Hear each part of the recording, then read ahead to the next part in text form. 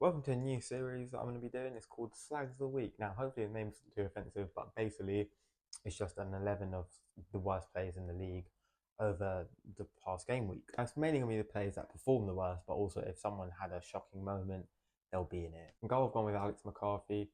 He gave the ball away and subsequently conceded his only shot on target that he faced against a 10-man Newcastle and cost his team from getting any points. Right back, I've gone with Ashley Young, got a red card in Everton's first home game of their final ever league campaign at Goodison Park and prevented any chance of a comeback. First centre back, Romero, just left Vardy unmarked and allowed him to score on his return to the Premier League. Next centre back, we've gone with Mascara. This guy is a sexual predator.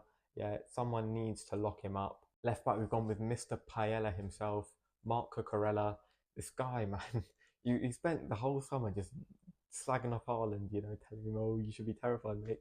He got bodied for the first goal. Later in the game, he got bodied again. The way he landed made him get a cramp. He was then begging Haaland for help. He watched as Haaland laughed at him and walked off, and he then had to get subbed off. It was really embarrassing, but not as embarrassing as the performance of his captain, Enzo Fernandez. How is this kind of footballer, man? If an actual player was playing as the number 10, if Palmer and Kunku were in there, even Dewsbury Hall, Chelsea going into half-time against Manchester City winning.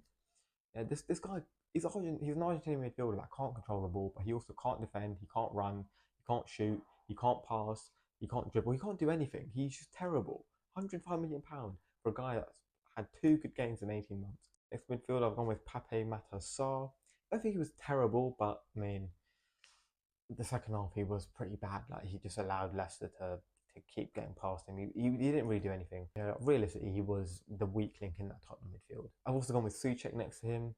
Again, he didn't have a bad game necessarily. He did earn a penalty, but he missed a 0.93 XG chance right at the end of the game that cost his team a point. And on the right wing, I've gone with captain Jared Bowen. I thought he had a really bad game for his really high standards. I love Jared Bowen. I think he's a really good player. And that is why he's in here, because I expect a lot more of him. And I do understand that is mainly because he didn't have a pre-season, so he's not fully fit or anything, but he's still in it. The left wing, I've gone with Adama Traore. He got bullied by a 5'9" centre back when he looked like he's Hulk, fan. Like, how does that even happen? He also kind of messed up a counter attack that Fulham absolutely could have scored and won the game with. And I know he did play on the right wing, and I know the person I put up front did play kind of out on the left, but it is the fairy himself, Mr. Ben Brereton Diaz. You are an embarrassment. You are a disgrace to the sport. This guy elbowed Fabian Schär in the back. And then they squared up to each other. He fell down like he'd been sniped. Fair play to him for getting Schär sent off because the referee and VAR are incompetent. He missed an open goal and Southampton lost the game. You can't do what you did in this game and then do that. We also got 2 more special people in the first edition. And they are Craig Pawson and Sam Barrett, 2 of the worst refereeing performances I've seen.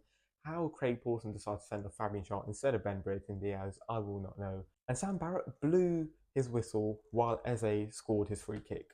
And because he blew it before it went in, VAR couldn't intervene apparently. Both of you are an embarrassment, you're a disgrace to the sport. But you know what, it's fine, you'll probably get a warning and you'll be back refereeing next week anyway.